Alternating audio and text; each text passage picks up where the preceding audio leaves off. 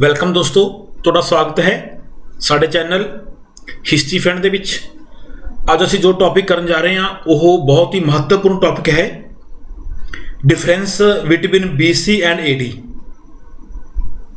ਜਿਸ ਵਿਦਿਆਰਥੀ ਨੇ ਇਤਿਹਾਸ ਨੂੰ ਪੜ੍ਹਨਾ ਹੈ, ਇਤਿਹਾਸ ਨੂੰ ਸਮਝਣਾ ਹੈ, ਉਸ ਦੇ ਲਈ BC ਔਰ AD ਦੀ ਜਾਣਕਾਰੀ ਹੋਣਾ ਬਹੁਤ ਜ਼ਰੂਰੀ ਹੈ, ਬਹੁਤ ਮਹੱਤਵਪੂਰਨ ਹੈ।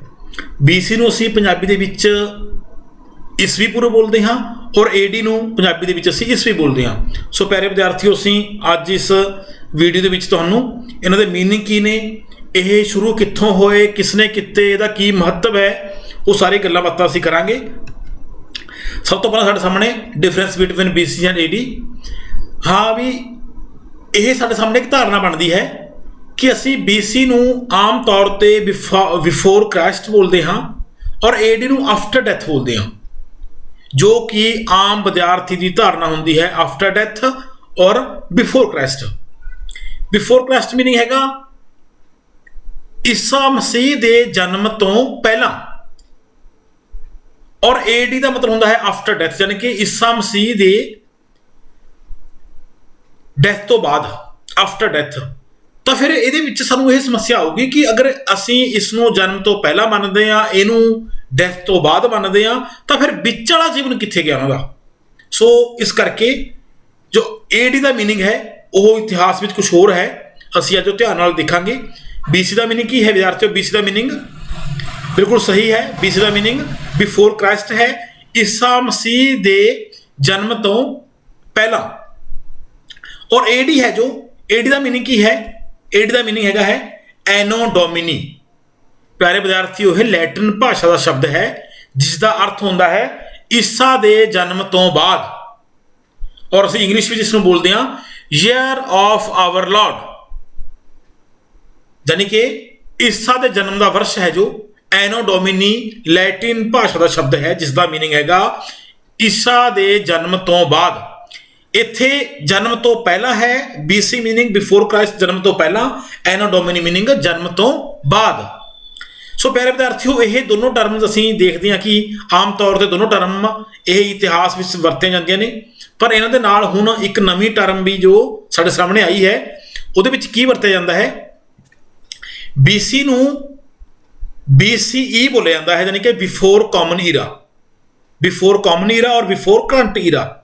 ਆਮ ਤੌਰ ਤੇ BCE ਹੈ ਜੋ BC ਦੀ ਜਗ੍ਹਾ ਉੱਤੇ ਇਹ ਲੱਗ ਕੇ ਆਉਣ ਲੱਗ ਗਿਆ ਹੈ।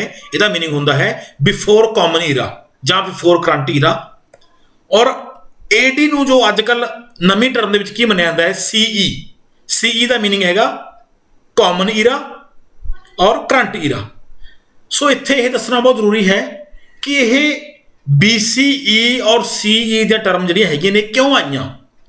ਜਿਵੇਂ ਕਿ ਅਸੀਂ ਦੇਖ ਰਹੇ ਹਾਂ ਕਿ ਉੱਪਰ ਅਸੀਂ ਸਾਰਾ ਦੇਖਦੇ ਹਾਂ ਐਨੋ ਡੋਮਿਨੀ ਔਰ BC ਦਾ ਜੋ ਮੇਨ ਤੌਰ 'ਤੇ ਜਾਂ ਸਿੱਧੇ ਤੌਰ 'ਤੇ ਕਿਸੇ ਨਾ ਕਿਸੇ ਧਰਮ ਦੇ ਨਾਲ ਮੇਲ ਖਾਂਦਾ ਹੈ, ਕਿਸੇ ਨਾ ਕਿਸੇ ਧਰਮ ਨਾਲ ਜੁੜਿਆ ਹੋਇਆ ਹੈ। ਸੋ ਇਤਿਹਾਸ ਨੂੰ ਧਰਮ ਨਿਰਪੱਖ ਰੱਖਣ ਦੇ ਲਈ ਤੇ ਇਹ ਨਵੀਂ ਟਰਮ ਦੀ ਵਰਤੋਂ ਕੀਤੀ ਗਈ ਹੈ ਜਿਸ ਦੇ ਵਿੱਚ ਕਾਮਨ ਈਰਾ ਹੈ ਔਰ ਬਿਫੋਰ ਕਾਮਨ ਈਰਾ ਹੈ। ਸੋ ਫਰਕ ਕੋਈ ਨਹੀਂ, ਮਿਤੀਆਂ ਉਹੀ ਨੇ, ਬਸ ਹੁਣ ਕੀ ਹੈ, BC ਦੀ ਜਗ੍ਹਾ ਉੱਤੇ BCE ਹੈ ਔਰ AD ਦੇ ਸਥਾਨ ਦੇ ਉੱਤੇ CE ਹੈ। ਅਸੀਂ ਇਸ ਨੂੰ ਹੋਰ ਵੀ ਵਿਸਥਾਰ ਨਾਲ ਦੇਖਾਂਗੇ। ਹਾਂਜੀ, ਜੋ ਅਸੀਂ ਗੱਲ ਕੀਤੀ ਸਾਡੇ ਸਾਹਮਣੇ ਉਹੀ ਅਸੀਂ ਇੱਥੇ ਤੱਕ ਇਹ ਸਾਰਾ ਅਸੀਂ ਜਾਣ ਚੁੱਕੇ ਹਾਂ CE ਬਾਰੇ, BCE ਬਾਰੇ। ਸੋ ਪਿਆਰੇ ਵਿਦਿਆਰਥੀਓ, ਹੁਣ ਮੈਂ ਤੁਹਾਨੂੰ ਦੱਸਦਾ ਹਾਂ ਜੋ ਇੱਥੇ ਅਸੀਂ ਅੱਜ ਹਾਂ 2020 AD 2020 ਦੇ ਵਿੱਚ ਅਸੀਂ AD ਦੇ ਵਿੱਚ ਅੱਜ ਅਸੀਂ ਇੱਥੇ ਵਿਰਾਜਮਾਨ ਹਾਂ। ਅਸੀਂ ਜੋ ਗੱਲ ਕਰ ਰਹੇ ਹਾਂ ਇਸ ਜਗ੍ਹਾ ਨੂੰ, ਇਤਿਹਾਸ ਦੇ ਵਿੱਚ ਇਸ ਜਗ੍ਹਾ ਨੂੰ ਇੱਕ AD ਮੰਨਿਆ ਜਾਂਦਾ ਹੈ। ਜਦੋਂ ਈਸਾ ਮਸੀਹ ਦਾ ਜਨਮ ਹੋਇਆ ਹੈ ਉਸ ਜਨਮ ਦੇ ਸਾਲ ਨੂੰ ਇੱਕ AD ਮੰਨਿਆ ਜਾਂਦਾ ਹੈ।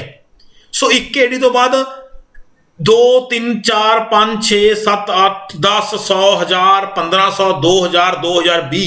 ਸੋ ਇਸ ਤਰੀਕੇ ਨਾਲ ਅਗਰ ਅਸੀਂ ਕਹੀਏ ਕਿ ਈਸਾ ਮਸੀਹ ਦੇ ਜਨਮ ਨੂੰ ਅੱਜ ਕਿੰਨੇ ਸਾਲ ਹੋ ਗਏ? 2020 ਸਾਲ ਹੋ ਗਏ। ਸੋ ਪਿਆਰੇ ਵਿਦਿਆਰਥੀਓ, ਇਸ ਤੋਂ ਜੋ ਅਸੀਂ ਯਿਸੂ ਮਸੀਹ ਦੇ ਜਨਮ ਤੋਂ ਪਹਿਲਾਂ ਦੇ ਸਮੇਂ ਨੂੰ ਜੋ ਹੈ ਉਹ BC ਮੰਨਿਆ ਜਾਂਦਾ ਹੈ, ਯਾਨੀ ਕਿ ਬਿਫੋਰ ਕ੍ਰਾਈਸਟ। ਔਰ ਇਹਨੂੰ BCE ਅਸੀਂ ਇਹ ਟਰਮ ਕਰ ਚੁੱਕੇ ਹਾਂ। BC ਮੀਨਿੰਗ ਬਿਫੋਰ ਕ੍ਰਾਈਸਟ, ਯਾਨੀ ਕਿ ਯਿਸੂ ਮਸੀਹ ਦੇ ਜਨਮ ਤੋਂ ਪਹਿਲਾਂ। ਸੋ ਉਹ ਕਾਲ ਹੈ ਜੋ ਇਹ ਸਾਡੇ ਸਾਹਮਣੇ ਇੱਥੇ ਉਹ ਕਾਲ ਸਾਰਾ ਉਹ ਆ ਗਿਆ। ਸੋ ਅਸੀਂ ਇਹ ਦੇਖਾਂਗੇ ਇੱਥੇ ਇੱਕ ਹੈ AD, ਇੱਥੇ ਇੱਕ ਹੈ BC।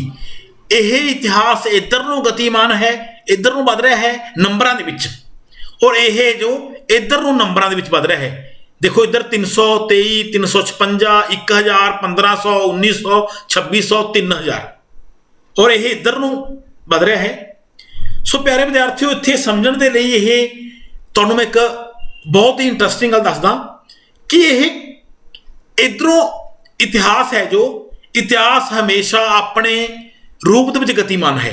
ਇਤਿਹਾਸ ਹਮੇਸ਼ਾ ਇੱਥੋਂ ਇੱਧਰ ਨੂੰ ਹੀ ਵੱਧ ਰਿਹਾ ਹੈ, ਉਹ ਪਿੱਛੇ ਨਹੀਂ ਆ ਰਿਹਾ ਹੈਗਾ, ਉਹ ਇੱਥੋਂ ਬੈਕ ਨਹੀਂ ਜਾ ਰਿਹਾ ਹੈਗਾ। ਸੋ ਇਹ ਕਿਉਂ ਦਿੱਤੀ ਗਈ, ਇਹ ਬੈਕ ਵਾਲੀ ਚੀਜ਼ ਕਿਉਂ ਲਾਈ ਗਈ? ਅਗਰ ਮੰਨ ਲਓ ਜਿਸ ਸਮੇਂ ਇਹ ਕੈਲੰਡਰ ਬਣਾਇਆ ਸੀ, ਉਹਦੀ ਅਸੀਂ ਜਾਣਕਾਰੀ ਅੱਗੇ ਜਾ ਕੇ ਦੇਵਾਂਗੇ। ਜਿਸ ਸਮੇਂ ਇਹ ਕੈਲੰਡਰ ਬਣਾਇਆ ਗਿਆ ਹੈ ਇਸ ਬਾਰੇ ਦੱਸਿਆ ਗਿਆ, ਜੇ ਉਸ ਸਮੇਂ ਇੱਥੋਂ 5000 ਮੰਨ ਲੈਂਦੇ, 5000 ਇੱਥੋਂ 0 ਮੰਨ ਕੇ 1000, 2000, 3000, 4000, 5000 ਤੱਕ ਹੁਣ ਅਸੀਂ ਆ ਜਾਂਦੇ। ਪਿਆਰੇ ਵਿਦਿਆਰਥੀਓ, ਅਗਰ ਅਸੀਂ ਇਸ ਨੂੰ 0 ਮੰਨ ਲੈਂਦੇ, ਇੱਥੋਂ 0 ਮੰਨ ਕੇ ਅੱਗੇ ਨੂੰ ਚੱਲਦੇ, ਤਾਂ ਇਹ ਸਮੱਸਿਆ ਆਉਂਦੀ ਕਿ ਆਉਣ ਵਾਲੇ ਸਮੇਂ ਦੇ ਵਿੱਚ ਸਾਨੂੰ ਜੋ ਇਤਿਹਾਸ ਹੈ, ਅਗਰ ਕੋਈ ਐਵੇਂ ਦੀ ਕੋਈ ਘਾਟੀ ਮਿਲਦੀ ਹੈ, ਕੁਛ ਐਵੇਂ ਦਾ ਕੋਈ ਜਿਵੇਂ ਸਿੰਧ ਘਾਟੀ ਸਭਿਅਤਾ ਮਿਲੀ ਹੈ, ਕੋਈ ਸਾਨੂੰ ਜਾਣਕਾਰੀ ਮਿਲਦੀ ਹੈ, ਫਿਰ ਅਸੀਂ ਉਹ 0 ਤੋਂ ਬਾਅਦ ਕਿੱਥੇ ਪਾਵਾਂਗੇ?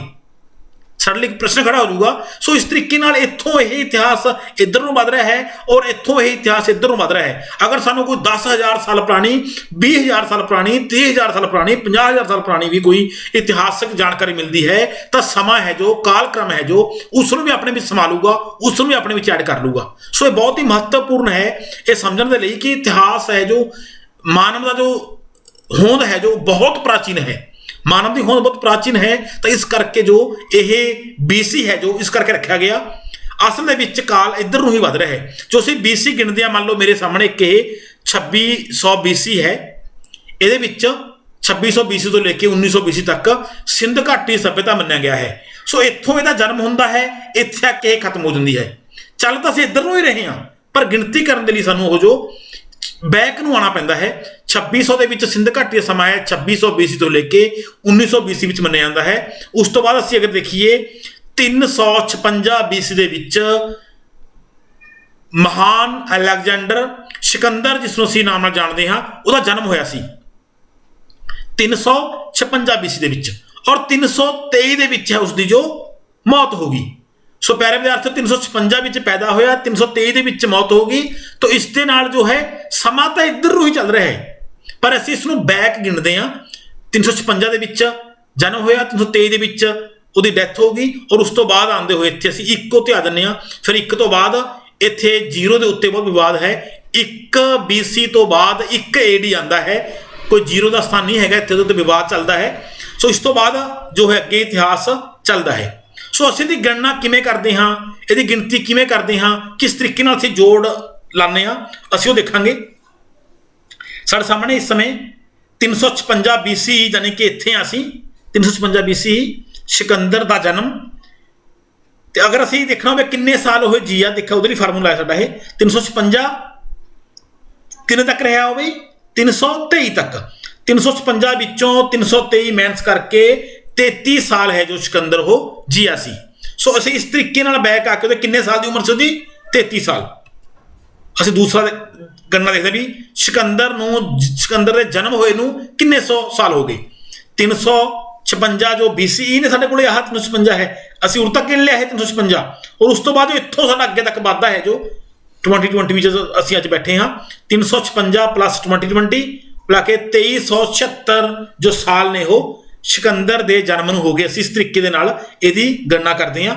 ਅਸੀਂ ਅੱਗੇ ਦੇਖਾਂਗੇ, ਅਗਰ ਅਸੀਂ ਸਿੰਧ ਘਾਟੀ ਸਭਿਅਤਾ ਦਾ ਪਤਨ ਹੈ ਜੋ ਅੰਤ ਹੈ ਜੋ 1900 BC ਵਿੱਚ ਇੱਥੇ ਹੋ ਗਿਆ ਸੀ।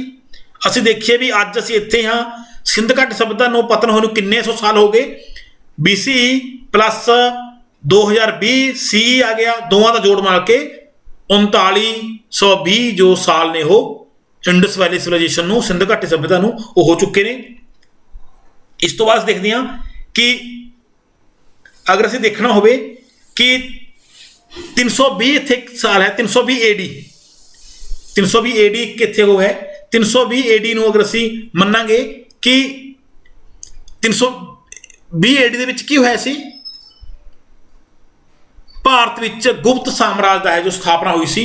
ਅਗਰ ਅਸੀਂ ਦੇਖਦੇ ਹਾਂ 320 ਏਡੀ ਦੇ ਵਿੱਚ ਉਹਨੂੰ ਕਿੰਨੇ ਸੌ ਸਾਲ ਹੋ ਗਏ, ਤਾਂ ਅਸੀਂ 2020 ਦੇ ਵਿੱਚੋਂ 320 ਹੈ ਜੋ ਉਹ ਮਾਈਨਸ ਕਰ ਲਾਂਗੇ, ਸਾਡੇ ਸਾਹਮਣੇ ਹੋ ਜੋ 1700 ਸਾਲ ਜਿਹੜੇ ਹੈਗੇ ਨੇ ਉਹ ਆ ਜਾਣਗੇ ਕਿ ਗੁਪਤ ਕਾਲ ਦੀ ਸ਼ੁਰੂਆਤ ਨੂੰ 1700 ਸਾਲ ਹੋ ਚੁੱਕੇ ਨੇ। ਸੋ ਪਿਆਰੇ ਵਿਦਿਆਰਥੀਓ, ਇਸ ਤਰੀਕੇ ਦੇ ਨਾਲ ਸਾਡੇ ਸਾਹਮਣੇ ਇਹ ਜੋ ਇੱਕ ਚਾਰਟ ਦੇ ਰਾਹੀਂ ਤੁਹਾਨੂੰ ਦਰਸਾਇਆ ਗਿਆ ਹੈ ਕਿ ਜੋ ਅਸਲ ਦੇ ਵਿੱਚ ਇਤਿਹਾਸ ਹੈ ਜੋ ਉਹ ਕ੍ਰਮ ਦੇ ਵਿੱਚ ਅੱਗੇ ਨੂੰ ਵਧ ਰਿਹਾ ਹੈ। ਇਤਿਹਾਸ ਪਿੱਛੇ ਨਹੀਂ ਆ ਰਿਹਾ ਹੈਗਾ, ਇਤਿਹਾਸ ਅੱਗੇ ਨੂੰ ਵਧ ਰਿਹਾ ਹੈ।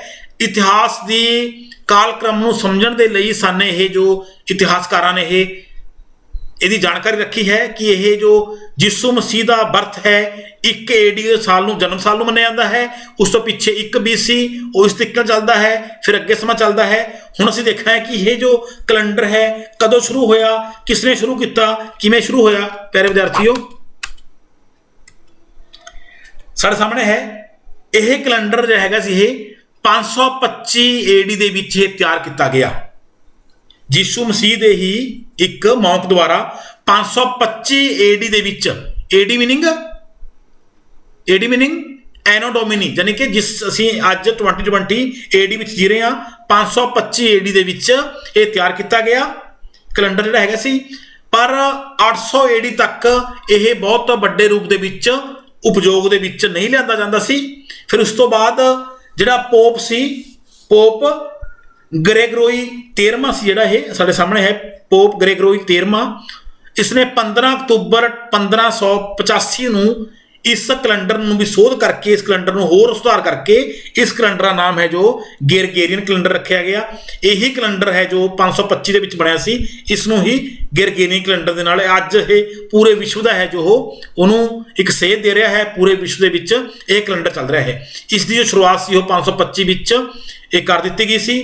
ਪਿਆਰੇ ਵਿਦਿਆਰਥੀਓ, ਇੱਕ ਹੋਰ ਬਹੁਤ ਹੀ ਮਹੱਤਵਪੂਰਨ, ਇੱਕ ਇੰਟਰਸਟਿੰਗ ਤੁਹਾਡੇ ਲਈ ਗੱਲ ਹੈ ਕਿ ਈਸਾ ਮਸੀਹ ਦਾ ਜਨਮ ਹੈ ਜੋ ਇਸ ਕੈਲੰਡਰ ਦੇ ਤਿਆਰ ਕੀਤੇ ਹੋਏ ਜੋ ਇੱਕ ਉਹਨਾਂ ਦੇ ਮੌਕ ਦੁਆਰਾ ਤਿਆਰ ਕੀਤਾ ਗਿਆ ਸੀ, ਉਸ ਦੁਆਰਾ ਜੋ 1 ਨੂੰ ਮੰਨਿਆ ਗਿਆ ਹੈ। ਪਰ ਅਸਲ ਦੇ ਵਿੱਚ ਅੱਜ ਐਸੀਆਂ ਖੋਜਾਂ ਹੋ ਚੁੱਕੀਆਂ ਨੇ ਕਿ ਜੋ ਈਸਾ ਮਸੀਹ ਦਾ ਜਨਮ ਸੀ ਜਿਹੜਾ ਉਹ 6 BC ਤੋਂ 4 BC ਦੇ ਦਰਮਿਆਨ ਹੋਇਆ ਸੀ।